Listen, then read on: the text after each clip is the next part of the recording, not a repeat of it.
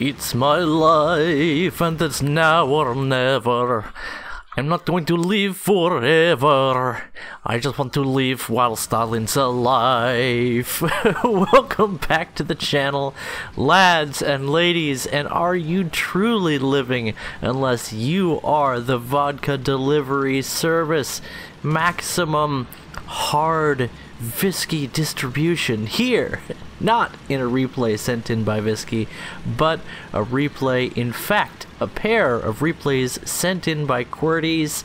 His name in-game, QWERTY69, and he's approaching that number of replays that he's linked to me, many of which I've recorded and archived for your viewing pleasure. Now, QWERTY's a prolific and generous player of the game of War Thunder, handing out frags to the enemy team and replays to your boy Toshio, helping me with my busy life by sharing his gaming experience with you all. And in this meme machine, we are so glad to have his contributions today. So, with that introduction out of the way, welcome to the, what is this, the BM824? I think so.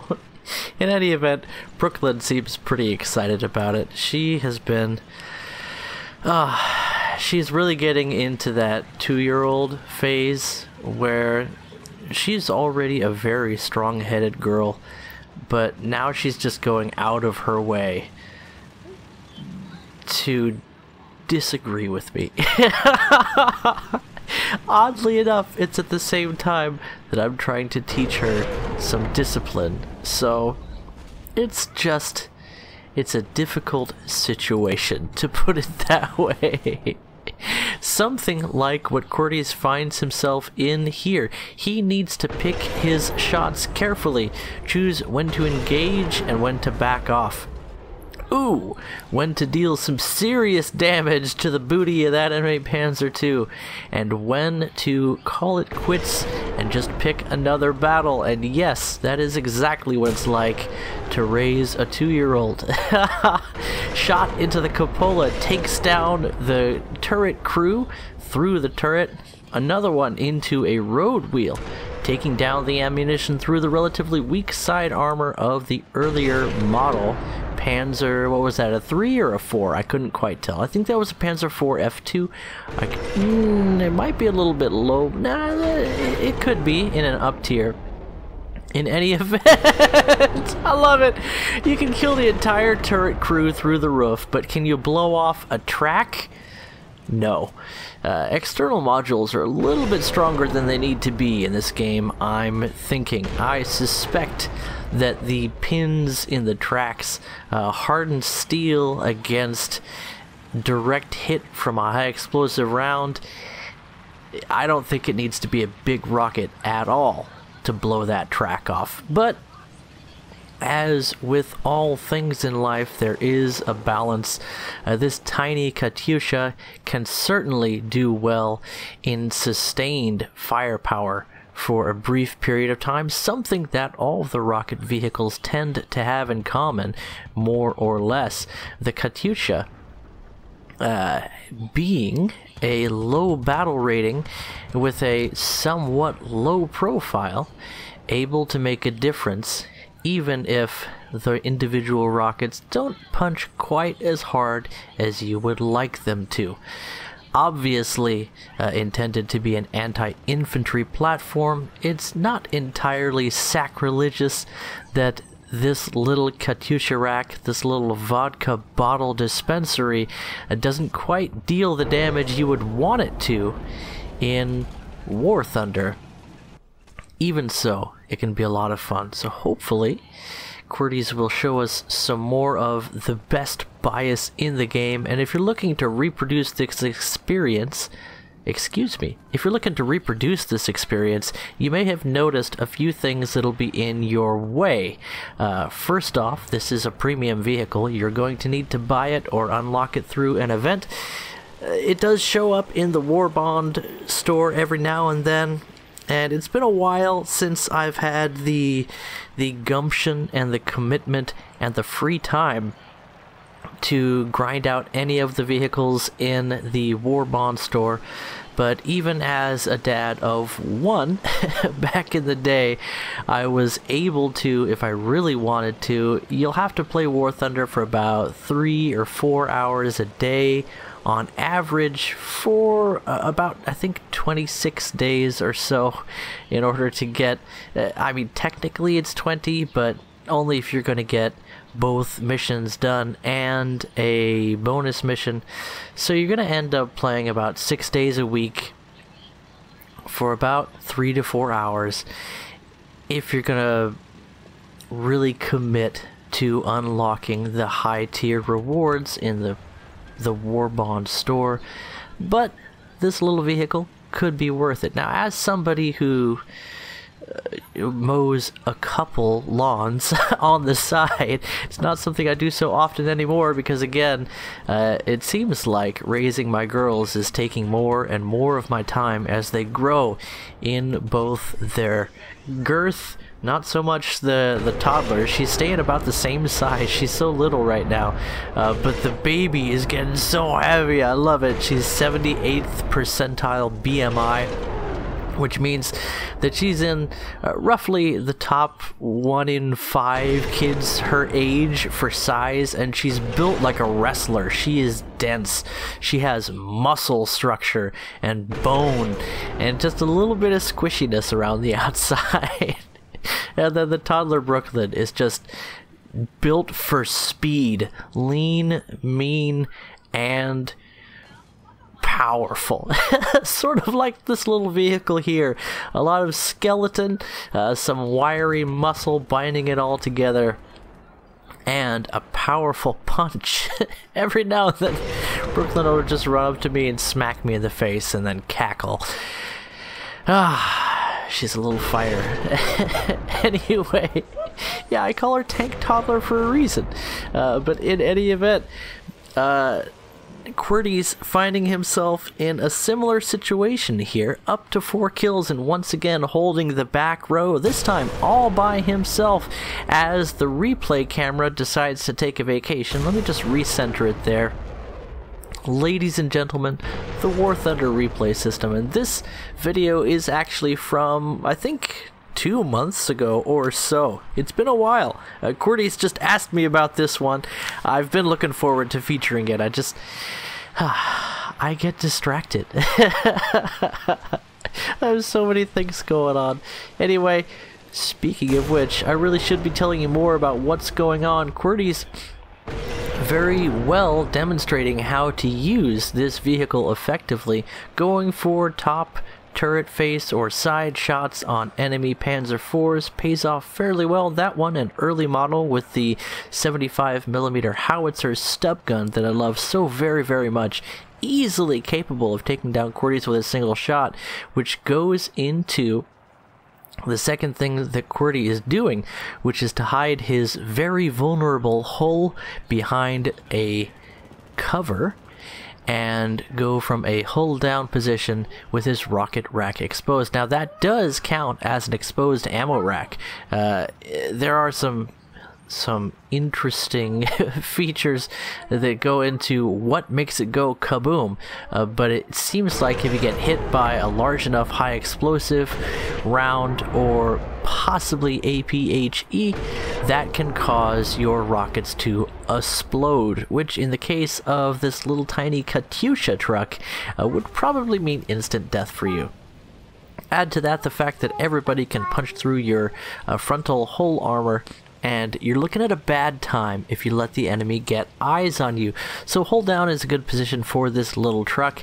It doesn't help that it doesn't have the best depression as you commonly get in Soviet vehicles, but the fact that these rockets have a significantly higher drop-off really helps with using those concealed positions.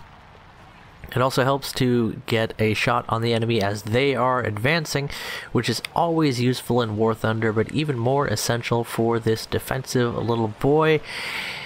As QWERTY's demonstrated, this tiny tank with its little bottle rockets can hold down a position well because it doesn't need to stop and reload between shots, but of course your ammunition is significantly more limited than most of the tanks you'll face, as well as the effectiveness of your rounds, making this really a skill test for experienced players and a meme machine for everyone else. This is not one of those tanks that you will do well in War Thunder often, as we hear some more replay bug listening to the sounds that should be playing in the ears of one of QWERTY's allies instead of, well, us from our vantage point. But things are just about to slow down a little bit as QWERTY reloads his ammunition. Always helpful, but a bit tedious. One at a time as rockets get put back on the rack. And now, skipping ahead, QWERTY's zooming up to save an ally from one of the more dangerous German 20mm platforms that are spammed out like crazy at this low tier. Definitely meta vehicles, as we see another small cannon having Teutonic terror around the corner. No, baby. Holding off both QWERTY's and his allies up until he finally gets taken down. Getting a flak truck as his last kill, QWERTY's manages to pick up 8 for the win. And now we move on to another match. This time QWERTY's in the environment where he learns his skills. Plays in high tier, top tier even, to build his aptitude, and then takes the lessons learned into low tier.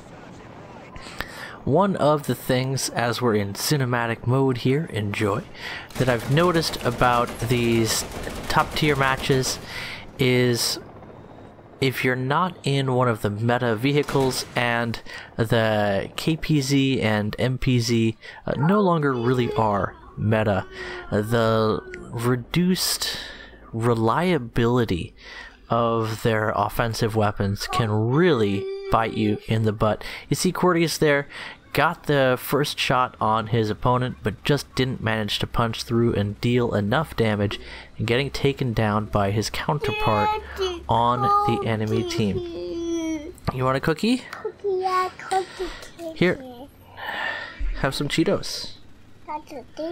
No Cheetos? Okay.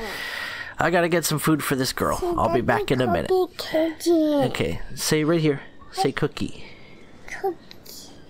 Tell the mic. Kitchen. Yeah, you want the cookie? Cookie kitchen. Cookie in the kitchen. Okay, I go. And we're back. You may hear intermittent disappointed toddler sounds in the background. I gave her cookie, but I sent emptiness into her soul. She wanted to lay down with a cookie and her tablet and watch some Umizoomi, but I decided that it's nap time. It's past time for a nap, and she definitely needs one right now. So she's in her crib with her blankies and her lammy and a big old cookie. Yes, I know, food in bed. Speaking of food, QWERTY's now taking down his enemy team counterpart with the free backup that Americans have access to. What's the deal with American top tier and just getting more toys than everybody else? Makes you think, doesn't it? I think Gaijin has some favorites. Not that I'm complaining. Looks like QWERTY's is using his suspension control. Maybe not. There is hydro pneumatic suspension available to the KPZ 70 or MBT 70, which can really help with gun depression in a situation like this. Hold down is preferable in this tank, although it's not enough to save you in most circumstances. You rely much more heavily on the mobility and firepower of the XP the XYZ series of tanks than anything else. However, dropping the suspension down a bit lowers the profile of this behemoth tank down, again, a small bit, as QWERTY's zooms off to find more adventure. Tree get out of the way. It is nice to actually plow through an obstacle in War Thunder instead of being magically stopped by it, is it not? And yet, what a mystical explosion caused inside that vehicle, launching it into pieces in the face of QWERTY's assault. The enemy KPZ-70s blowing up one after another, and we hear off to the left, is that a jet? Is there a tank? There's so much going on in these high tier matches. Even more of a mystery now that we've turned the view to cinematic mode, but how could you not? With the odd chunky beauty of this Germanic American lass throwing her weight around the battlefield and smacking down her foreign cousins. I should say, nearly a twin. And a nice shot into a leopard, taking down, well, not enough for a kill as he gets flanked by the backup. Now coming back up in his first premium vehicle of the lineup, proving that QWERTY's is a different beast altogether than yours truly. He's not such a slave to the golden name tag as your boy Toshio is, but he is in some serious trouble now as he one-taps an enemy tank to get smacked back in return by the enemy Leopard. Is that the 105 Premium Leopard? I would not be surprised. In fact, I think it is, or sorry, the 120 Premium Leopard. I think that was. Gold on gold this time sees the American tank, the Victor, going to show that the, sorry, what's the name of this thing? XP... Dang it, why can I not think of the name of this tank? I'm an idiot. We all know that this is the Abrams prototype, and it is no surprise that this 9.0, is it 9.3 now? I think it's still 9.0. American premium tank is survivable with lots of space inside the vehicle and deadly, armed with a similar gun to the early model Shermans, the 105 that shows up on so very many tanks. And yet QWERTY is caught up in the melee once again, crippled for too long, taken down by a hard flanking enemy.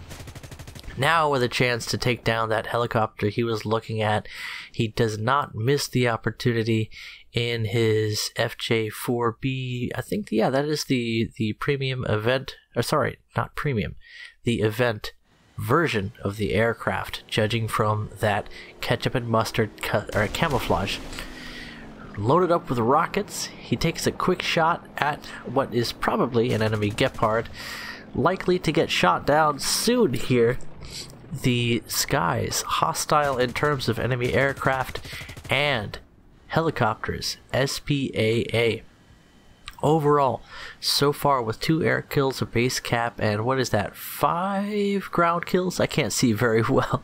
QWERTY's, even with a few deaths, 3 so far. And the ground, as always, the Germans bleed AA. You start to cut down their forces and they always respawn in SPAA. We get a quick look at the nasty Nate Narwhal. It's the squadron vehicle ME-262 that has the 2 MK-103s, 2 MK-108s, and what else am I forgetting? The 20mm MG-151s, a pair of those as well. A little bit of everything, if you will, and a whole lot of effectiveness. Far more versatile than its 7.0 counterpart in the regular tech tree, and more dangerous in ground strike than the Narwhal, although it might be somewhat limited in ammunition. That's really for you to decide. At a slightly higher battle rating, it is a very strong... dang it. QWERTY, can you get the rockets? not quite. As the Step Saber goes down, QWERTY's last spawn in this match effectively spent. It has been a great showcase of American high tier and a display of tenacity to cap off a couple of replays of the plethora that QWERTY has sent in. Anyway, guys, hope you enjoyed that one. As always, feel free to join the Discord, link in the description below. That's the best place to get in touch with me or any of the people, well, a lot of the people that you see here on these replays. And definitely, I encourage you to send in your own replays. I don't just record QWERTY's. Catch you guys in the next video. Bye-bye.